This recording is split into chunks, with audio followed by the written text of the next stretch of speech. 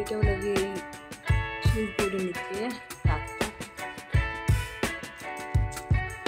এই দেখো ম্যাগি।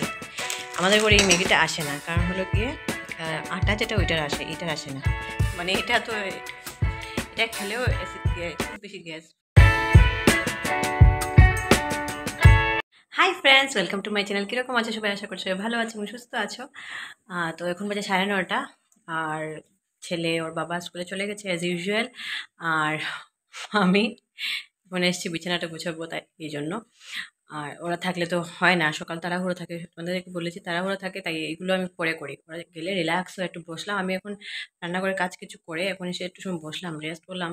মানে একটু তাড়াহুড়ো থাকে, আমার মাথা ঘোরা শুরু হয়ে যায়। তো যাই হোক, আর এখন একটু বিছানা গুছাবো, তারপরে রান্নাগুলো কমপ্লিট করব। আর আজকে আমি ছেলে ঘরে থাকবো, ওর বাবাও আসবে দেরি করে। আর মার বাবা ওনারা একটা বিয়েতে যাবেন আজকে আর কি, দুপুরবেলা ওখানে খাওয়া দাওয়া। তো ওইখান থেকে আসবেন। তো ওনাদের বেরিয়ে যাবেন 11টা 11:30 বেরিয়ে যাবেন। আর আস্তে আস্তে হলো 4টা 5টা বাজবে আর কি। তো যাই হোক, দিনটা কীরকম যায় তোমরা দেখতে থাকো, সঙ্গে থাকো। তো রুমটা দেখো ক্লিন করে নিয়েছি। আর আজকে 2-3টা কাজ আছে, দেখাচ্ছি। এই দেখো, এখানে এইটা হলো গিয়ে এই সুইচ বোর্ডের নিচে তাকটা। তো এখানে দেখো দুদিন পরে পরে না ধুলো হয়ে যায়। তো আমি ভাবছিলাম যে কী দিয়ে ক্লিন করব। আর এখানে আগে অনেকগুলো জিনিস ছিল, এই দেখো। তো ওই যে বুদ্ধদেব যে এনেছি, মানে গিফট পেয়েছিলাম এখানে, সবগুলি 3টে গিফট। আর না, জগন্নাথটা আমি এনেছিলাম পুরী থেকে। তো এখানে ছিল, তো এখান থেকে ও এখানে শিফট করেছে। কিন্তু এত ধুলো হয়, বলার নেই। তো এগুলো ক্লিন করব। তো আয়নাতেও তোমরা দেখতে পাচ্ছ কি অবস্থা। তো এগুলো আমি ভুলেই গেছিলাম, আমার ঘরে যে কলিন আছে। তো এখন এগুলো কলিন দিয়ে এটা ক্লিন করতে হবে, দুটো আয়নাই।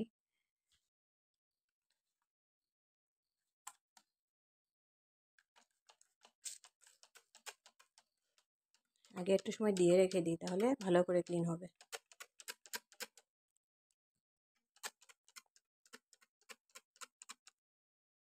এই তাকটার তো অবস্থাই নেই, কোথা থেকে যে এত দাগ এসে পড়ে, মানে তো গুঁড়ো পড়ে, আমি তো ওইটাই চিন্তা করছি।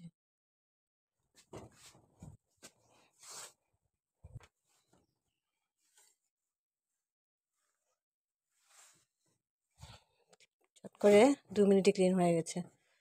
আর আমি এতদিন থেকে ভাবছি যে কী দিয়ে ক্লিন করবো, একদম ভুলে গেছি। অ্যাকচুয়ালি আমার স্কিনের অবস্থা ভালো না, তো তো ওইগুলো ধরতেও না আমার ভয় করে, যদি আমার স্কিনে কিছু হয়ে যায়। তো এই জন্য এগুলো দিয়ে ক্লিন করতে সাহস পাই না। তো কিন্তু এই অবস্থাতে এটা দিয়ে ক্লিন না করলে তো উপায়ও নেই। একটা হয়ে গেছে ক্লিন, এখন এটাও করে নিই। অ্যাকচুয়ালি হাতের দাগগুলো পড়ে যায়, ছেলে এসে না হাত দিয়ে এগুলো তো ধরে ইয়ে করে, তো এই জন্য নোংরা হয়ে যায় 2 দিন পর পর। নাইলে এগুলো নোংরা হওয়ার কথাই না।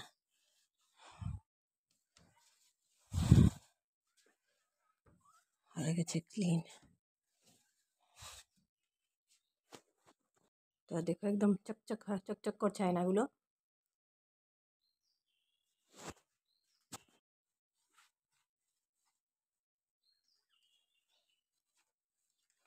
এখানে এই তাকের মধ্যে জাস্ট খালি এই দেখো মোবাইল চার্জ দেওয়া হয়, আর কিচ্ছুই না করা হয় না এখানে।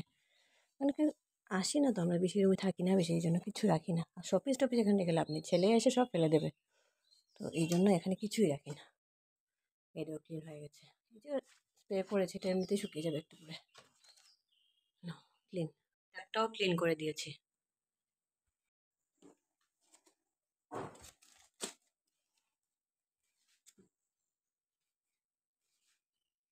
তো এখন 11টা বাজেনি, 11টা বাজতে যাচ্ছে। রান্না কমপ্লিট করে নিয়েছি, রুমগুলো গুছিয়ে নিয়েছি।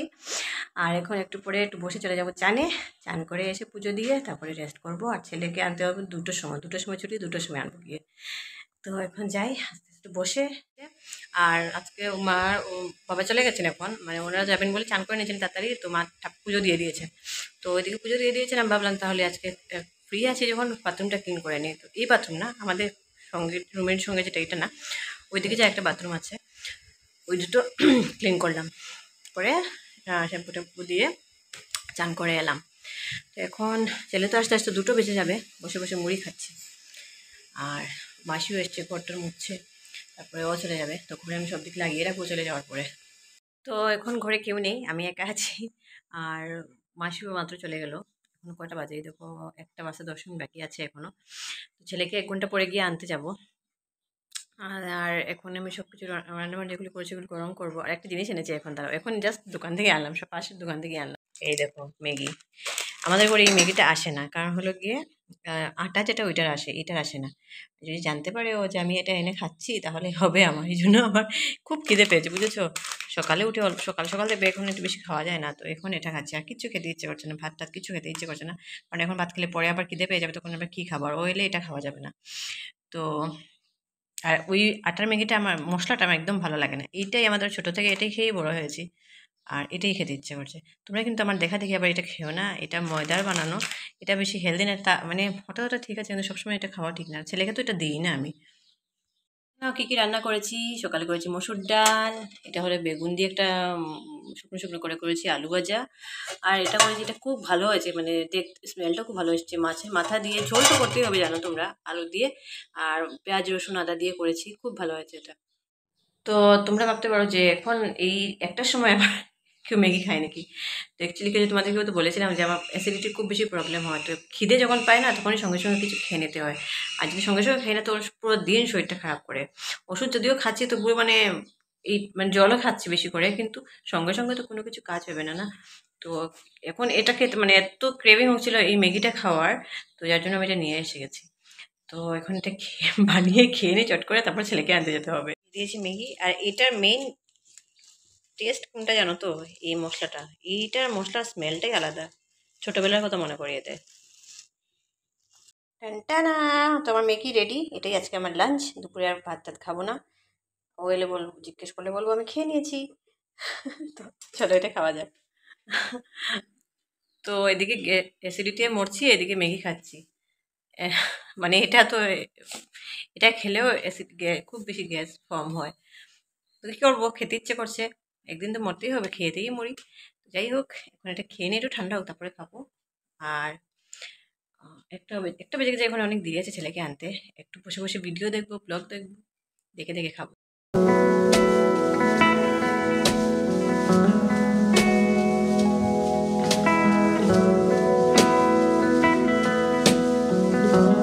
রেডি হয়ে এখন যাচ্ছি ছেলেকে আনতে।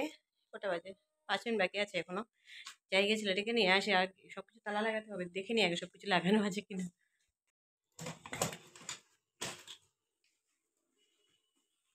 তো অনেকক্ষণ পরে আসছি, এখন তো সন্ধ্যা হয়ে গেছে বুঝতে পারছো, চা বসিয়েছে এখানে।